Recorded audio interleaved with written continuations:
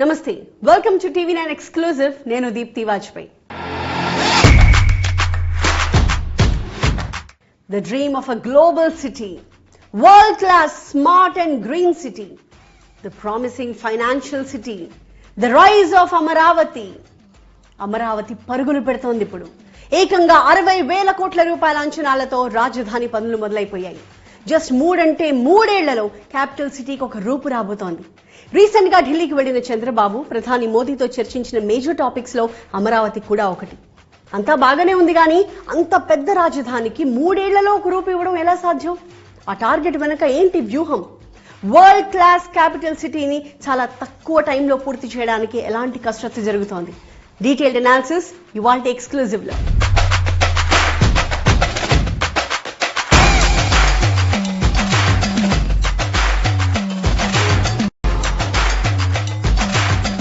Amaravati model పై వస్తున్న కితాబులు అన్ని ఇన్ని కావు. సాక్షాత్తు వరల్డ్ బ్యాంకే ఒక మాట చెప్పింది, అమరావతి ఒక అద్భుత నమూనా అని. ఏం చూసా మాట అన్నదో ఖచ్చితంగా మనం ఇక్కడ తెలుసుకోవాలి. రాబోయే కాలంలో ఎకనామిక్ గ్రోత్ సెంటర్స్ అన్ని అర్బన్ ఏరియాసే. గ్రోత్ సెంటర్ అంటే మరేదో కాదు, ఒకే ఒక్క మెగా సిటీ మొత్తం రాష్ట్రాన్ని నడిపిస్తుంది. తెలంగాణకు హైదరాబాద్, కర్ణాటకకు బెంగళూరు, మహారాష్ట్రకు ముంబై, ఇలా అన్నమాట. వచ్చే 25 ఏళ్లలో ఇండియాలోని 95 కోట్ల జనాభా నివసించేది ఈ పట్టణాల్లోనే. ఉపాధికైనా, ఉద్యోగాలకైనా, విద్య, వైద్యం, వ్యాపారం, ఇలా దేనికైనా కేర్ ఆఫ్ అడ్రస్ గా మారేది పట్టణాలే. భారత్ లో సిటీస్ ని ఎవరూ పుట్టించలేదు, ఎవరూ తయారు చేయలేదు. 100 ఏళ్ల పరిణామ క్రమంలో అవి పట్టణాలుగా మారాయి. చాలా వరకు అవే రాజధానులుగా కూడా ఏర్పడ్డాయి. కానీ భారతదేశం మొత్తంలో ఒక నగర నిర్మాణాన్ని చేయడం, అందులో కూడా రాజధానిని నిర్మించడం ఒక ఆంధ్రప్రదేశ్లోనే జరుగుతోంది. సో భవిష్యత్తుని దృష్టిలో పెట్టుకుని నగరాన్ని నిర్మించుకోవడానికి దొరికిన ఒక అద్భుతమైన అవకాశం అమరావతి. అందుకే ప్రపంచ బ్యాంక్, ఏషియన్ డెవలప్మెంట్ బ్యాంక్స్ 15,000 కోట్ల రూపాయల రుణం అందించడానికి ముందుకొచ్చాయి. అప్పే కదా, అడగగానే ఇస్తే పోలా అనేవి అనుకోవు ప్రపంచ బ్యాంక్ గాని, ఏడీబీ గాని. అవసరాలు తీర్చుకోవడానికి అప్పులు ఇవ్వవు. అప్పు ఇవ్వాలంటే దానికి ఒక పర్పస్ ఉండాలి. దానివల్ల వచ్చే ప్రయోజనం ఏంటి, ప్రజలకు కలిగే లాభం ఏంటి అని అడుగుతాయి. అమరావతి దేనికోసం, దానివల్ల లాభాలేంటో వరల్డ్ బ్యాంక్, ఏడీబీకి చాలా క్లియర్ గా చెప్పింది చంద్రబాబు ప్రభుత్వం. అది విన్న తర్వాత అమరావతి నిర్మాణంలో తాము కూడా భాగస్వామ్యం అవుతామంటూ ఈ బ్యాంక్స్ ముందుకొచ్చాయి. ఏం చెప్పిందో తెలుసా వరల్డ్ బ్యాంక్? అమరావతికి వరల్డ్ క్లాస్ స్కిల్స్ ని తీసుకొస్తున్నాము. ఇప్పుడు అమరావతి పరిధిలో 1,00,000 జనాభా ఉన్నారు. 25 ఏళ్లలో 35 లక్షల మంది అవుతారు. వాళ్ళందరికీ వసతి కల్పించేలా ప్లానింగ్ రూపొందిస్తున్నాం. అంతర్జాతీయ స్థాయిలో ప్రజలకు మౌలిక సదుపాయాలు అందించడానికి, వాటి నిర్మాణానికి వరల్డ్ క్లాస్ టెక్నాలజీని అందిస్తాం. అమరావతిని ఒక స్మార్ట్ సిటీగా, ఒక గ్రీన్ సిటీగా, ఒక ప్రీ డిజైన్డ్ సిటీగా మార్చేలా తమ వంతు సాయం చేస్తాము. విపత్తులు వచ్చినప్పుడు వాటిని ఎలా నిర్వహించాలి, నిర్వహణ సామర్థ్యాన్ని ఎలా పెంచుకోవాలి అనే విషయంపై సహాయం చేస్తాం. ఓవరాల్ గా అమరావతికి ఒక ఎకనామిక్ గ్రోత్ సెంటర్ గా మార్చడానికి మేము పూర్తి స్థాయిలో సహకరిస్తాం అంటూ వరుస పెట్టి చెప్పింది వరల్డ్ బ్యాంక్. జస్ట్ వచ్చే 5 ఏళ్లలో అమరావతి కేంద్రంగా ఏకంగా 50,000 ఉద్యోగాల సృష్టి జరగబోతోందని స్వయంగా వరల్డ్ బ్యాంకే అంచనా వేసింది. మరి అంత పెద్ద నగరంలో సామాన్యులు ఇళ్లు కొనుక్కోవడం సాధ్యమేనా? సాధ్యం అవుతుంది కాబట్టే కదా అమరావతికి ఇంత కితాబిస్తోంది అని చెప్తోంది వరల్డ్ బ్యాంక్. అమరావతిలో 22% చాలా సరసమైన ఇళ్ల కోసం రిజర్వ్ చేశాం అని కూడా చెప్పింది ప్రపంచ బ్యాంక్. జస్ట్ 3 ఏళ్లలో అమరావతికి ఒక రూపు తీసుకొస్తారా? ఇది బేసిక్ క్వశ్చన్. ఈ ప్రశ్నకు సమాధానం కోసం 3 ఏళ్లు వెయిట్ చేయక్కర్లేదు. అమరావతిని కళకళ్లాడించడానికి పెద్ద ప్లానే జరుగుతోంది. ఆల్రెడీ అమరావతికి విద్యా సంస్థలు, కేంద్ర సంస్థలు క్యూ కడుతున్నాయి. 13 అంతర్జాతీయ విద్యా సంస్థలు అమరావతిలో క్యాంపస్లను స్థాపించడానికి ఆసక్తి చూపిస్తున్నాయి. ఇండియన్ ఇన్స్టిట్యూట్ ఆఫ్ టెక్నాలజీ తాత్కాలిక క్యాంపస్ ఏర్పాటు చేస్తోంది అక్కడ. నల్సార్ యూనివర్సిటీ కూడా రాబోతోంది. వీటితో పాటు బెంగళూరు తరహాలో ఒక ప్రీమియర్ లా యూనివర్సిటీ స్థాపించడానికి bar council of India, national law school of India university ప్రతిపాదనలు పంపాయి. Edtech company Physics Wallah university of innovation స్థాపించడానికి ముందుకొచ్చింది.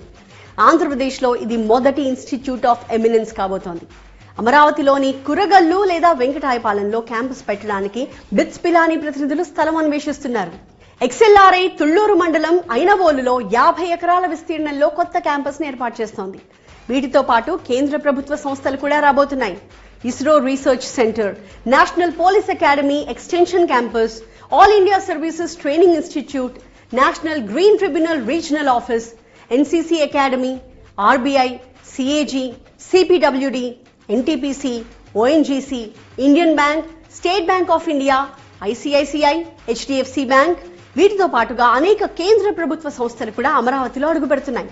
అమరావతి స్టార్టప్ ఏరియా అభివృద్ధిలో భాగంగా సింగపూర్ కన్సార్షియం పెట్టుబడి పెడుతోంది.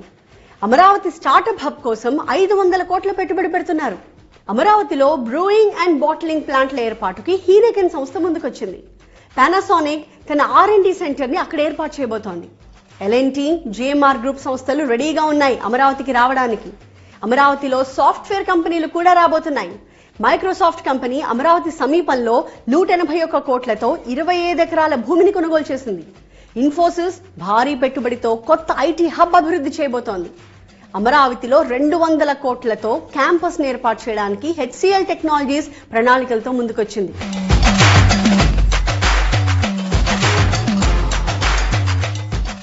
అమరావతి చిన్నదేం కాదు. రాజధాని నిర్మాణం ఏమంత ఆషామాషిగా కూడా జరగట్లేదు. 2015లో అమరావతి కోసం 34,281 ఎకరాలను రైతుల నుంచి ల్యాండ్ పూలింగ్ ద్వారా సేకరించారు. మరో 4,300 ఎకరాలను సర్కార్ ప్రత్యేకంగా సేకరించింది. 15,167 ఎకరాల ప్రభుత్వ భూములు అక్కడున్నాయి. మొత్తంగా 53,748 ఎకరాల్లో అమరావతి నిర్మాణం జరుగుతోంది. ఇప్పుడు 217 చదరపు కిలోమీటర్ల విస్తీర్ణంలో 6 క్లస్టర్లుగా విభజిస్తూ అమరావతి నగర నిర్మాణం ఉండబోతోంది. నిజంగా అమరావతి నిర్మాణం స్పీడ్ చూస్తే ఎవరికైనా ఆశ్చర్యం కలగాల్సిందే. అంత పర్ఫెక్ట్ ప్లానింగ్ తో వెళ్తున్నారు. ప్రభుత్వం వచ్చిన 30 రోజుల్లోనే అమరావతిలో పనులు స్టార్ట్ అయిపోయాయి. 36 కోట్లతో అడవిలా మారిన చెత్తని కొట్టేశారు. అమరావతి నుంచి హైదరాబాద్ కి ప్రత్యేకంగా కొత్త రోడ్డు వేయబోతున్నారు. దీనికి కేంద్రం కూడా అంగీకరించింది. ఖమ్మం దగ్గర ఉన్న ఎర్రుపాలెం రైల్వే స్టేషన్ నుంచి అమరావతికి ప్రత్యేక రైలు మార్గం వేస్తున్నారు. స్పీడ్ యాక్సెస్ రోడ్ నిర్మాణంలో మిగిలిన 3 కిలోమీటర్లు పూర్తి చేయబోతున్నారు. బెంగళూరుకి కనెక్ట్ అయ్యేలా అనంతపురం వరకు 12 లేన్ రోడ్ వేస్తున్నారు. రాజధానిలో ఇన్ఫ్రాస్ట్రక్చర్ కి 60,000 కోట్ల అంచనాలకు గాను ఆల్రెడీ 45,249 కోట్ల రూపాయల పనులకు గ్రీన్ సిగ్నల్ ఇచ్చేసింది ప్రభుత్వం. అన్ని టెండర్ల ప్రాసెస్ లో ఉన్నాయి. సంక్రాంతి తర్వాత నుంచి అమరావతిలో పనులు నెక్స్ట్ లెవెల్లో ఉండబోతున్నాయి. ఇవి కాక రాజధానికి ట్రంక్ రోడ్లు, లేఅవుట్లు, ఐకానిక్ బిల్డింగ్ల నిర్మాణాలకు మరో 24,276 కోట్ల రూపాయలు ఖర్చు చేస్తున్నారు. అసెంబ్లీని 103 ఎకరాల్లో 250 మీటర్ల ఎత్తులో 11.22 లక్షల చదరపు అడుగుల విస్తీర్ణంలో నిర్మిస్తున్నారు. ఏడాదికి 5-6 సార్లు జరిగే అసెంబ్లీ సమావేశాలకు అంతంత ఖర్చు అవసరమా అనే ప్రశ్న రావచ్చు. కానీ ప్రభుత్వం ఆలోచన వేరే రకంగా ఉంది. అసెంబ్లీ సమావేశాలు లేని రోజుల్లో అసెంబ్లీ భవనం పై నుంచి రాజధానిని తిలకించే సౌకర్యాన్ని కల్పిస్తారు.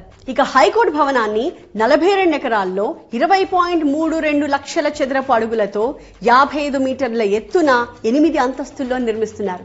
ఇందుకు 1,048 కోట్ల రూపాయలు ఖర్చు చేస్తున్నారు. అదేవిధంగా జనరల్ అడ్మినిస్ట్రేటివ్ బిల్డింగ్ ని 17.03 లక్షల చదరపు అడుగుల విస్తీర్ణంలో 47 అంతస్తులతో నిర్మిస్తున్నారు. దీంతో పాటు మొత్తం 5 టవర్స్ తో కూడిన వివిధ భవనాలు 68.88 లక్షల చదరపు అడుగులలో 4,688 కోట్లతో నిర్మిస్తారు. ఇక ల్యాండ్ పూలింగ్ స్కీమ్ లో భూములు ఇచ్చిన వారికి ఇచ్చే లేఅవుట్లలో ఇన్ఫ్రాస్ట్రక్చర్ కోసం, అలాగే 4 ప్రధాన రోడ్లు, ఇతర సౌకర్యాలకు సంబంధించి 579 కిలోమీటర్ల రోడ్ల అభివృద్ధికి 9,699 కోట్లు ఖర్చు చేస్తున్నారు. ట్రంక్ రోడ్లకు సంబంధించి 7,794 కోట్లు, సీవరేజ్ ట్రీట్మెంట్ ప్లాంట్ పనులకు సంబంధించి 318 కోట్లు, ఇలా మొత్తం 24,276 కోట్లకు ఆమోదం లభించింది. ఇప్పటికే గెజెటెడ్, నాన్ గెజెటెడ్ ఆఫీసర్స్, ఉద్యోగులు, IAS అధికారులు, ఎమ్మెల్యేలు, ఎమ్మెల్సీల నివాసాలకు నిధులు విడుదల చేశారు. న్యాయమూర్తులు, మంత్రులు, సీనియర్ IAS అధికారుల బంగ్లాల నిర్మాణం కోసం నిధులు మంజూరయ్యాయి కూడా. హ్యాపీనెస్ట్ ప్రాజెక్టులో భాగంగా 12 టవర్లతో 1,200 అపార్ట్మెంట్ల నిర్మాణానికి 984 కోట్లు కేటాయించింది ప్రభుత్వం. వీటితో పాటు అమరావతిలో కొండవీటివాగు, పాలవాగు వెడల్పు చేయడంతో పాటు శాఖమూరు, నీరుకొండ వద్ద రిజర్వాయర్ నిర్మాణం కోసం CRDA 1,585 కోట్లు వెచ్చిస్తోంది.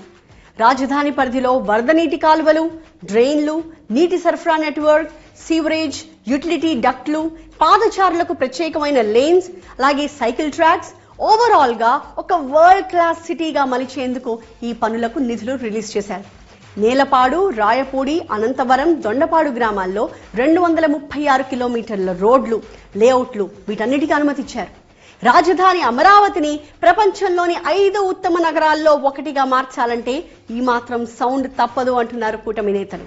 అమరావతి ప్లానింగ్ బాగుంది, మరి అమరావతిపై నెలకొన్న భయాల సంగతి ఏంటి? ఆ డీటెయిల్స్ మీద ఫోకస్ చేద్దాం.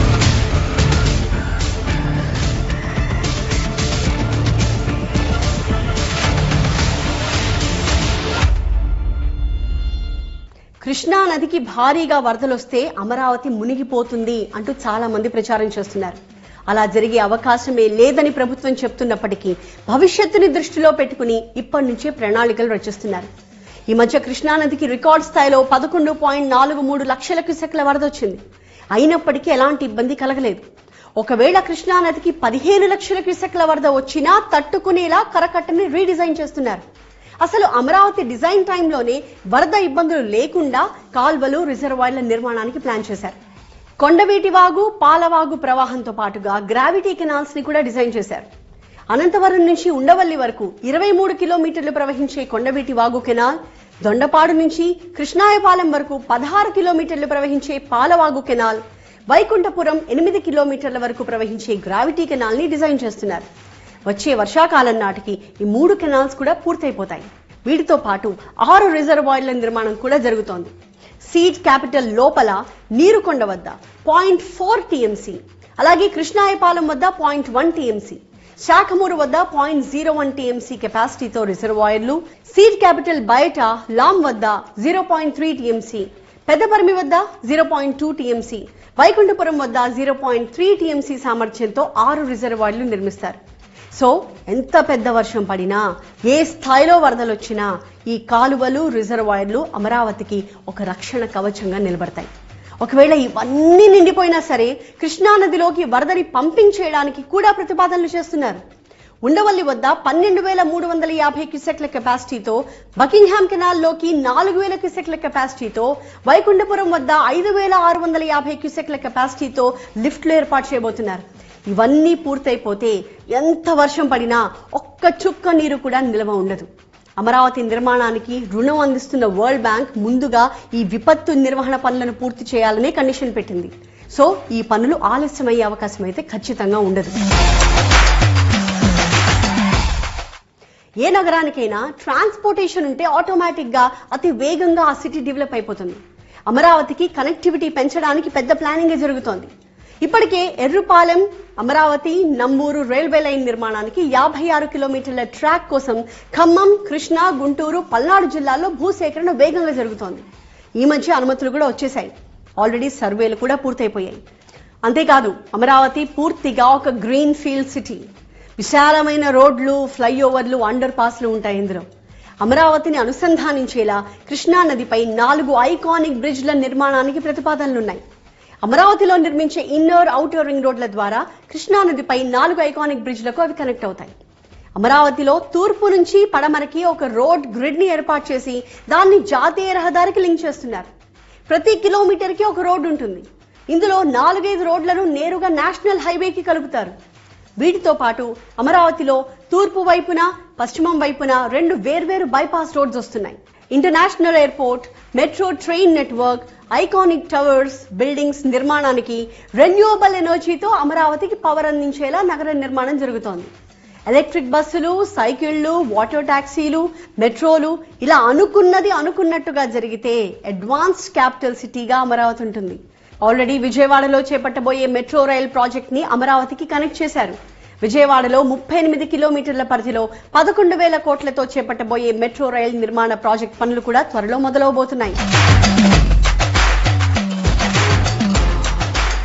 అమరావతి ఆర్టిఫిషియల్ ఇంటెలిజెన్స్ సిటీ కూడా. అమరావతి స్పెల్లింగ్ లో మొదటి, చివరి అక్షరాలు ఏ అండ్ ఐ. ఏఐ అంటే ఆర్టిఫిషియల్ ఇంటెలిజెన్స్ తో పాటు అమరావతి కూడా అని అర్థం వచ్చేలాగా ఒక థీమ్ ని తయారు చేశారు. అమరావతిని ఏఐ సిటీగా మార్చబోతున్నారు. ఒక్క ఏఐ సిటీనే కాదు, అమరావతి పరిధిలో నవనగరాల నిర్మాణం జరగబోతోంది. ఇక అమరావతి అంటే దేశంలోనే టాప్ 10 కాలేజీలు ఆసుపత్రులకు కేర్ ఆఫ్ అనేలాగా ఒక బ్రాండ్ వాల్యూ తీసుకురాబోతున్నారు. 2050 నాటికి ప్రపంచ స్థాయి నగరంగా అమరావతిని మార్చడమే లక్ష్యంగా జాతీయ అంతర్జాతీయ కంపెనీల ఏర్పాటుకు ఏకంగా సీడ్ బిజినెస్ డిస్ట్రిక్ట్ ఏర్పాటు చేస్తున్నారు. పెట్టుబడిదారులు ఏ పనితో వచ్చినా సరే అన్ని ఒకే చోట ఫైల్ మూవ్ అయిపోయేలాగా ఆఫీసులను డిజైన్ చేయబోతున్నారు.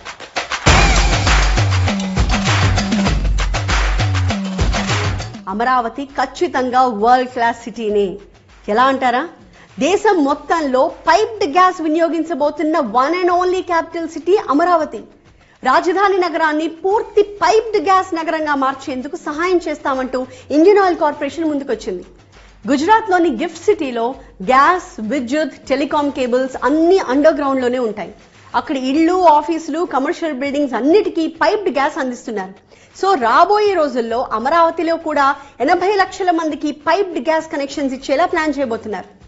అంతేకాదు, అమరావతి అంటే కాలుష్యం లేని ఒక ఆహ్లాదకరమైన నగరం. అందుకే రాజధానిలో 4 పెద్ద పార్కులు నిర్మిస్తున్నారు. శాఖమూరులో 300 ఎకరాల్లో సెంట్రల్ పార్క్ రాబోతోంది. నీరుకొండలో 500 ఎకరాల్లో వాటర్ లేక్స్ ఏర్పాటుకు సన్నద్ధం చేస్తున్నారు. మొత్తానికి వచ్చే సంక్రాంతి తర్వాత నుంచి 3 ఏళ్ల లోపు ఇప్పుడు చెప్పుకున్న నిర్మాణాల పనులన్నీ పూర్తయిపోతాయి అనేది ఒక అంచనా. అమరావతి పనులు ఎక్కడ ఆగకుండా ఉండడానికి గత 2 వారాల్లో 4 సార్లు రివ్యూ చేశారు సీఎం చంద్రబాబు. సో అనుకున్నవి అనుకున్నట్టు జరిగితే అమరావతికి ఒక రూపు వచ్చేసినట్టే. ఇది ఇవాల్టి TV9 ఎక్స్క్లూజివ్. మరొక అంశంతో మళ్ళీ కలుద్దాం. చూస్తూనే ఉండండి TV9.